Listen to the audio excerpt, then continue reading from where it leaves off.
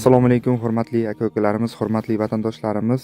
Biz Xudo xolasa Samarqand Nurobod tumanidamiz. Akalar, ekranda ko'rib turganingizdek, oilaga anchagina yordam kerak. Sizlardan iltimos, mana shu videoga befarq bo'lmay layklarni bosaylik, kommentariyada fikrlarni bildiraylik, boshqa gruppalarga ham tarqataylik. Xudo xolasa ekranda nomerlarni qoldiraman. Karta nomerlarini qo'ldan kelgancha qarashaylik akalar. Sizlardan iltimos, jigar siyroz bo'lgan akamizga anchagina yordam kerak. Hozir o'zlari ham qisqaroq ma'lumotlarni berib o'tadi.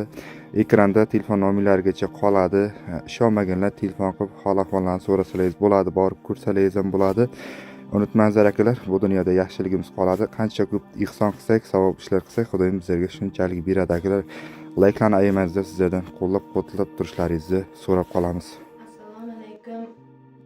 Men Samarqand viloyati Nurobod tumanining Boshqiduq qishlog'ida turaman. Ukam Samarqand viloyatining Nurobod tumanining Ulus qishlog'ining Xalqobod mahallasida yashaydi. Ukam Mavlanov Shavkat Buriyevich 84-yil 1 yil mobaynida jigar siyrozi bilan davolanib kurashib kelyapti.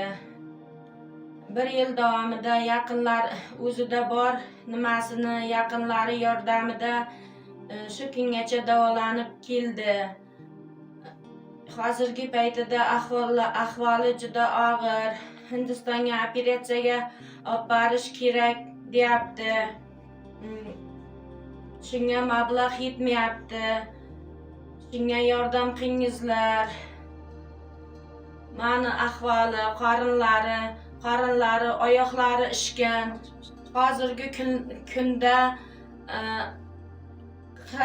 4 marta absislarni kestirib, u yog'i bilan ham, bu yoq bilan ham yotishga ham qiynalyapti. Oyoqlari ishgan. Iltimos sizlardan yordam qilingizlar. Hindistonga borish uchun mablag'imiz yetmayapti. 31,000 dollar degan. Shunga mablag' yig'ishtirishda yordam beringizlar. Alloh rozi bo'lsin sizlardan. Ukamni yaxshi bo'lib ketishiga sababchi bo'lingizlar. Qo'llaringizdan kelguncha yordam beringizlar.